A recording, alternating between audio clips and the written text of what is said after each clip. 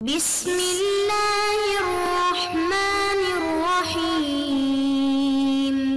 السلام علیکم ورحمۃ اللہ وبرکاتہ۔ بسم اللہ الرحمن الرحیم۔ عزیز طلباء کرام، ایم اے اسلامیات کے مضمون فقہ و اصول الفقہ کا آج ہمارا سبق نمبر 117 ہے،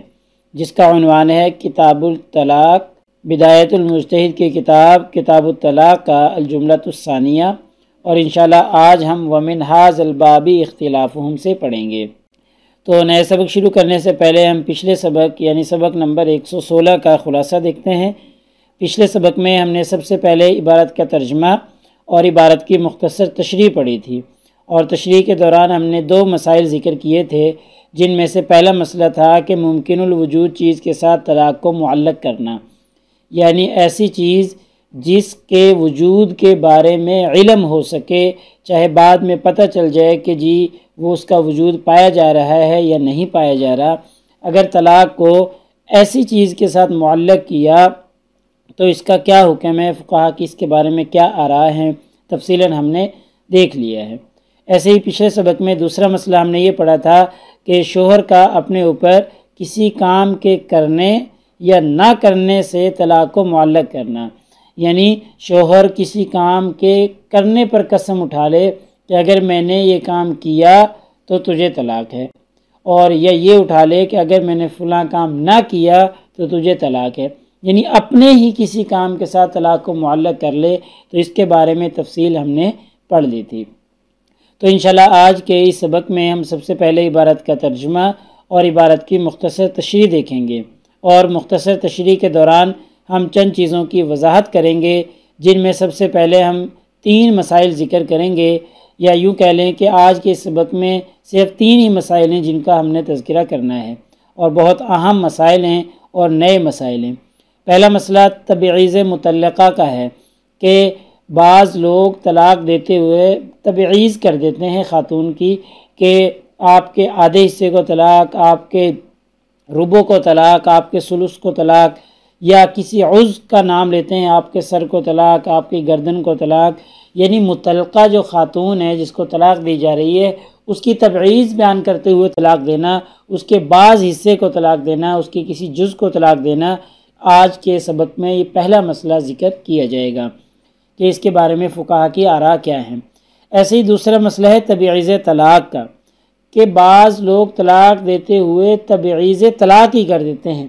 وہ یہ کہتے ہیں کہ آپ کو طلاق ہے لیکن آدھی طلاق ہے، آپ کو ثلث طلاق ہے، آپ کو ربع طلاق ہے۔ تو دیکھیں یہاں پر مطلقہ کی تبعیض نہیں ہے بلکہ یہاں پر طلاق کی تبعیض ہو رہی ہے۔ تو اس دوسرے مسئلے کے بارے میں ہم فقہا کی آراء دیکھیں گے۔ ایسے ہی تیسرا مسئلہ ہے طلاق علی الطلاق کا، کہ طلاق دے دی ہے اس کے اوپر دوسری یا تیسری طلاق دینا، اس کو کہا جاتا ہے طلاق علی الطلاق۔ تو اس کا کیا حکم ہے، فقہا کی اس کے بارے میں کیا آراء ہیں؟ تو یہ 3 مسائل ہیں جو آج کے سبق میں ذکر کیے جائیں گے، اور ایسے ہی ان تینوں مسائل کے بارے میں فقہا کے اختلاف کو دیکھیں گے اور اختلاف کی وضاحت کریں گے، اور آخر میں مصنف کا جیسا کہ مزاج ہے کہ اختلاف کا سبب بیان کرتے ہیں اختلافی مسائل میں، تو یہ چونکہ اختلافی مسائل ہیں تینوں، اس لیے مصنف نے آخر میں اختلاف کا سبب بھی بیان کیا ہے، تو وہ بھی ذکر کیا جائے گا۔ تو دیکھتے ہیں آج کی ہماری عبارت یہ ہے وَمِنْ هَذَا الْبَابِ اخْتِلَافُهُمْ، یہ جو باب ہے اس میں فقہا کا اختلاف ہے، یعنی جو یہ چند مسائل آگے آ رہے ہیں ان میں فقہا کا اختلاف ہے۔ وہ مسائل کون سے ہیں؟ پہلا مسئلہ ہے فی تبعیض المطلقۃ، یعنی مطلقہ خاتون جس کو طلاق دی جا رہی ہے اس کی تبعیض کرنا، اس کے آدھے حصے کو، اس کے نصف حصے کو، اس کے ربع یا ثلث حصے کو طلاق دینا، اس کو تبعیض مطلقہ کہا جاتا ہے۔ تو اس مسئلے میں تبعیض مطلقہ کا جو ہے اس میں فقہا کا اختلاف ہے۔ او تبعیض طلاقی، یہ دوسرا مسئلہ ہے تبعیض طلاق کا، کہ طلاق کی ہی تبعیض بیان کر دینا، بعض طلاق دینا، طلاق کا آدھا حصہ یا طلاق کا ربع و ثلث حصہ دینا، اس کو تبعیض طلاق کہا جاتا ہے۔ وَإِرْدَافِ طلاق علی طلاقی، طلاق پر طلاق کو واقع کرنا، طلاق پر طلاق کو واقع کرنا، یعنی ایک طلاق دی ہے اور ایک طلاق دینے کے بعد پھر کہہ دیا فوراً نہیں کہ جی دوسری طلاق ہے، پھر فوراً کہہ دیا کہ جی تیسری طلاق ہے، یعنی طلاق پر طلاق دیتے ہوئے چلے جانا، یہ تیسرا مسئلہ ہے۔ تو ان مسائل میں فقہا کا اختلاف ہے۔ اب یہاں سے پہلا مسئلہ بیان ہو رہا ہے، فاما مسئلہ تبعیض المطلقہ تھی، یعنی مطلقہ کی تبعیض کا جو مسئلہ ہے اس کے بارے میں فإن مالکا، امام مالک رحمہ اللہ فرماتے ہیں، اذا قال یدکی او رجلکی او شعرکی طالق تو طلقت علیہ۔ امام مالک رحمہ اللہ فرماتے ہیں جب شوہر نے اپنی بیوی کو کہا یدو کی کہ آپ کے ہاتھ کو طلاق، او رجلو کی یا آپ کے پاؤں کو طلاق، او شعرو کی یا آپ کے بال کو طلاق، تو طالقن یعنی آپ کو طلاق، تو طلقت علیہ تو مرد کی طرف سے عورت کو طلاق واقع ہو جائے گی۔ یعنی شوہر نے کہا کہ یدو کی طالقن، آپ کے ہاتھ کو طلاق، یا یہ کہا کہ رجلو کی طالقن، یا اس نے او شعرو کی طالقن کہا یعنی تیرے بال کو طلاق، یعنی یہ اس کی عورت کی تبعیض یا اس کے کسی جز کو طلاق دے رہا ہے۔ تو امام مالک رحمہ اللہ فرماتے ہیں طلقت علیہ، تو اس عورت کے اوپر طلاق واقع ہو جائے گی۔ وقال ابو حنیفہ، امام ابو حنیفہ رحمہ اللہ فرماتے ہیں لا تطلق الا بذکر عضو یعبر به عن جملۃ البدن کالرأس والقلب والفرج۔ لا تطلق، امام ابو حنیفہ کا مذہب یہ ہے کہ طلاق واقع نہیں ہوگی، یعنی شعرو کی، رجلو کی، یدو کی، ان الفاظ کے کہنے سے طلاق واقع نہیں ہوگی۔ ہاں امام ابو حنیفہ رحمہ اللہ فرماتے ہیں اگر ایسے عضو کا ذکر کیا جس سے پورے بدن کو تعبیر کیا جا سکتا ہے، یعنی جس کے اوپر انسان موقوف ہوتا ہے، اس عضو کا تذکرہ کر دیا جو بڑا عضو ہوتا ہے جس کے اوپر انسان کا دار و مدار ہوتا ہے، کہ اگر وہ عضو نہ ہو تو انسان ہی نہیں ہوتا۔ جیسے کالرأسی، اگر شوہر نے یہ کہا کہ رأسو کی طالقن، تیرے سر کو طلاق، تو اب یہ سر جو ہے ایسا عضو ہے جس کے اوپر انسان موقوف ہوتا ہے، انسان کا ایک بڑا جز ہے کہ اس کے بغیر انسان نہیں ہو سکتا۔ قلبو کی طالقن کہا کہ تیرے دل کو طلاق، تو دل بھی ایسا جز ہے جس کے بغیر انسان نہیں ہو سکتا۔ ایسے ہی فرجو کی طالقن کہا، تو یہ سارے اجزاء جو ہیں، سارے اعضاء جو ہیں، یہ ایسے ہیں کہ جن کے اوپر انسان موقوف ہوتا ہے۔ تو امام ابو حنیفہ رحمہ اللہ فرماتے ہیں اگر ایسے اعضاء کا نام لیا تو پھر طلاق واقع ہو جائے گی، کیونکہ گویا کہ اس نے بڑا عضو مراد لے کے انسان ہی مراد لیا ہے۔ لیکن یہ الفاظ کہنا امام ابو حنیفہ کے نزدیک یدو کی، رجلو کی، شعرو کی، تو ان سے طلاق واقع نہیں ہوگی، ان سے صرف امام مالک رحمہ اللہ کے نزدیک طلاق واقع ہوگی۔ اور امام مالک رحمہ اللہ کے نزدیک جب ان سے یدو کی، رجلو کی، شعرو کی وغیرہ الفاظ سے ہو جاتی ہے تو پھر ان رأسو کی، قلبو کی اور فرجو کی وغیرہ الفاظ سے تو بطریق اولا ہو جائے گی۔ وَكَذَلِكَ تُطَلِّقُ عِنْدَهُ، اسی طریقے سے طلاق واقع ہو جائے گی امام ابو حنیفہ رحمہ اللہ کے نزدیک اذا طلق الجزء منها، یعنی جب طلاق کا کوئی ایک جز دے دیا جائے، یعنی یہاں سے دوسرا مسئلہ بیان کر رہے ہیں جو ہم نے پیچھے پڑھا تھا کہ تبعیض طلاق، پیچھے تھا تبعیض مطلقہ، دوسرا مسئلہ ہے تبعیض طلاق کا، کہ بعض طلاق دے دی، طلاق کا ثلث، طلاق کا ربع، طلاق کا نصف دے دیا، تو امام ابو حنیفہ کے نزدیک طلاق کا کوئی ایک جز دے دیا تو طلاق واقع ہو جائے گی۔ مثلا اس نے کہا کہ تجھے ثلث طلاق ہے یا ربع طلاق ہے، تو اب یہ ثلث اور ربع طلاق کے حصے بیان کرنے سے طلاق واقع ہو جائے گی۔ وقال داؤد، امام داؤد فرماتے ہیں لا تطلق، طلاق واقع نہیں ہوگی، یعنی تبعیض طلاق کرنے سے طلاق کا ثلث یا ربع یا نصف دینے سے طلاق واقع نہیں ہوگی۔ یہ ہو گیا امام داؤد کا مسلک۔ آگے دیکھیں کذالک اذا قال عند مالک، اس کے بارے میں امام مالک رحمہ اللہ اسی طریقے سے فرماتے ہیں طلقتو کی نصف تطلیقۃ طلقت، اگر کسی شوہر نے اپنی عورت کو آدھی طلاق دی تو وہ کہتے ہیں طلقت، طلاق واقع ہو جائے گی۔ امام ابو حنیفہ رحمہ اللہ کے نزدیک بھی طلاق واقع ہو جائے گی، امام مالک رحمہ اللہ کے نزدیک بھی طلاق واقع ہو جائے گی، لیکن امام داؤد رحمہ اللہ کے نزدیک طلاق واقع نہیں ہوگی۔ تو یہاں سے امام مالک رحمہ اللہ کی دلیل بیان کی جا رہی ہے لِأَنَّ هَذَا كُلَّهُ عِنْدَهُ لَا يَتَبَعَّضُ، کہ ان کے نزدیک یہ کل ہے، یعنی طلاق کا جو لفظ ہے یہ کل ہے، لا يتبعض، اس کی تجزی نہیں کی جا سکتی، اس کو توڑا نہیں جا سکتا، اس کو بعض بیان نہیں کیا جا سکتا۔ یہی امام ابو حنیفہ رحمہ اللہ کی بھی دلیل ہے۔ ٹھیک ہے، تو یعنی طلاق ایک ایسی چیز ہے جس کی تجزی نہیں کی جا سکتی، جس کو توڑا نہیں جا سکتا، جس کے حصے نہیں کیے جا سکتے۔ جب اس کے حصے نہیں کیے جا سکتے تو اگر کوئی ایک حصہ دے رہا ہے تو گویا کہ وہ طلاق ہی دے رہا ہے، پوری طلاق دی جا رہی ہے۔ وعند المخالفی، اور جو اس کے مخالف فقہا ہیں، اذا تبعض لم یقع،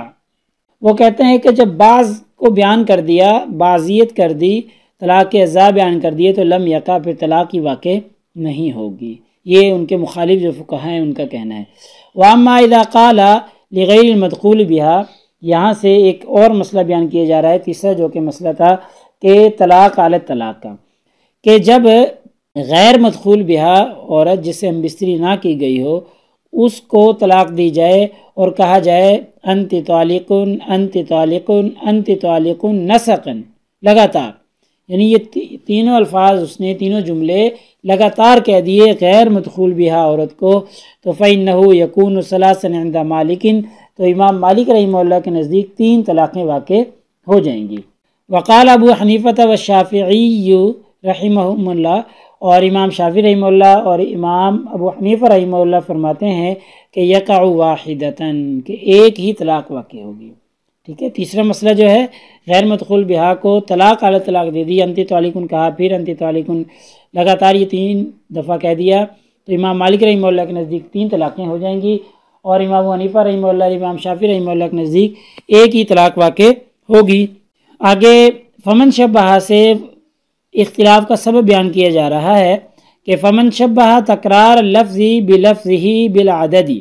وہ فقہا جنہوں نے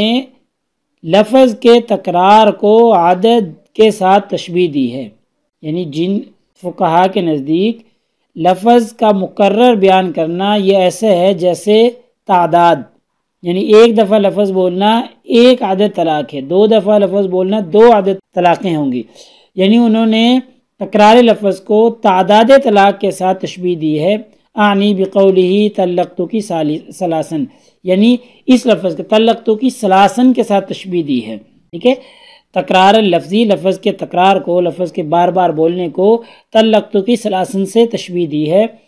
یعنی اس طرح قرار دیتے ہیں۔ تو پھر قال، وہ فقہا کہتے ہیں یقع طلاق ثلاثاً، تو پھر 3 طلاقیں واقع ہو جائیں گی، جیسا کہ طلقتک ثلاثاً سے 3 طلاقیں واقع ہو جاتی ہیں، ایسے ہی تکرار لفظ سے بھی 3 طلاقیں واقع ہو جائیں گی۔ ومن رآ، اور وہ فقہا جن کا خیال ہے کہ انہ باللفظۃ الواحدۃ قد بانت منہ، وہ جن کا خیال ہے کہ جی ایک دفعہ طلاق دینے سے ان کے درمیان جدائی ہو گئی، لہٰذا اب جب جدائی ہوگی تو اگلی طلاقیں جو ہیں وہ بے فائدہ ہیں، ان کا کوئی فائدہ نہیں ہے۔ ٹھیک ہے، ومن رآ، وہ فقہا جن کا خیال ہے کہ انہ باللفظۃ الواحدۃ، کہ ایک ہی لفظ سے قد بانت منہ، اس شوہر سے وہ عورت جدا ہو جائے گی، قال لا یقع علیہ الثانی والثالث، تو پھر دوسری اور تیسری واقع ہی نہیں ہوگی، ضرورت ہی نہیں ہے پھر ان کی، جب وہ پہلی سے جدا ہوگی۔ لیکن یہ بات یاد رکھیے گا کہ یہ غیر مدخول بہا عورت کے بارے میں مسئلہ چل رہا ہے، جو مدخول بہا عورت ہے اس کا اور حکم ہے، وہ ایسا حکم نہیں ہے۔ تو لا یقع الثانی والثالث، دوسری اور تیسری واقع ہی نہیں ہوگی، کیونکہ غیر مدخول بہا عورت تو ایک ہی طلاق سے جدا ہو جاتی ہے۔ تو جن فقہا کے نزدیک ایک سے واقع جدا ہو جاتی ہے ان کے نزدیک طلاق واقع اگلی نہیں ہوں گی، دوسری اور تیسری، اور جن فقہا کے نزدیک تکرار لفظ تعداد طلاق کے ساتھ ہے، مشابہ ہے، تو ان کے نزدیک 3 طلاقیں واقع ہو جائیں گی 3 دفعہ کہنے سے۔ ولا خلاف بین المسلمین، ایک فائدے کی بات مصنف ذکر کر رہے ہیں، فی ارتدافہ فی طلاق الرجعی، یعنی مسلمانوں کا طلاق رجعی ہونے میں کوئی اختلاف نہیں ہے، یعنی انت طالقن انت طالقن ان سے کہنا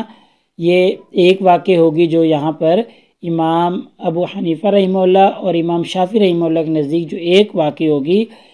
تو اس میں اختلاف نہیں ہے فقہا کا، یہ بالاتفاق طلاق رجعی واقع ہوگی، طلاق بائن واقع نہیں ہوگی۔ تو لہٰذا ہمارے آج کے سبق کا خلاصہ یہ نکلا کہ آج کے سبق میں ہم نے سب سے پہلے عبارت کا ترجمہ اور عبارت کی مختصر تشریح پڑھی ہے، اور مختصر تشریح کے دوران ہم نے 3 مسائل کا تذکرہ کیا ہے،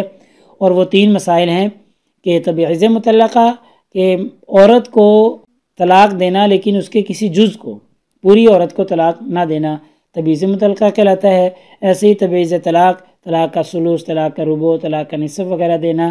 یہ تبعیض طلاق کہلاتا ہے۔ اور طلاق علی الطلاق یعنی غیر مدخول بہا عورت کو ایک طلاق دے کر اس کے اوپر اور بھی طلاقیں دے دی جائیں، تو اس میں فقہا کی کیا آراء ہے تفصیلاً ہم نے دیکھ لیا ہے۔ ایسے ہی ان مسائل میں چونکہ فقہا کا اختلاف تھا تو تینوں مسائل میں جو فقہا کا اختلاف تھا اس کی وضاحت کر دی گئی، اور ایسے ہی آخر میں اختلاف کا سبب جاننے کی کوشش کی ہے کہ جو فقہا کے درمیان اختلاف ہے اس کا اصل سبب کیا ہے، اور مصنف نے آخر میں ایک فائدے کے طور پر بات بتائی کہ طلاق رجعی ہونے میں فقہا کا کوئی اختلاف نہیں ہے، تمام مسلمانوں کا اس میں اتفاق ہے۔ تو پیپر میں پوچھے جانے والے سوالات سے متعلق اگر ہم گفتگو کریں تو وہی سوال کہ مذکورہ عبارت کا ترجمہ اور تشریح کیجیے، اور ایسے ہی تبعیض طلاق و تبعیض مطلقہ کے بارے میں بحث کریں، نیز ان میں فقہا کی جو آراء ہیں ان کی بھی وضاحت کریں۔ تو تفصیلاً گویا کہ ہمارے آج کے اس سوال کا جواب آج کے سبق میں مکمل ہو گیا۔ تو اگلے سبق نمبر 118 میں انشاءاللہ یہی عنوان چلتا رہے گا، کتاب الطلاق کا الجملۃ الثانیہ۔ انشاءاللہ آگے ہم نئی بحث شروع کریں گے واما طلاق المقید سے، نیا باب شروع کریں گے کہ جس میں طلاق کے مقید الفاظ کے بارے میں بحث کی جائے گی۔ جزاکم اللہ خیر، السلام علیکم ورحمۃ اللہ وبرکاتہ۔ اللہ پاک آپ کا حامی و ناصر ہو۔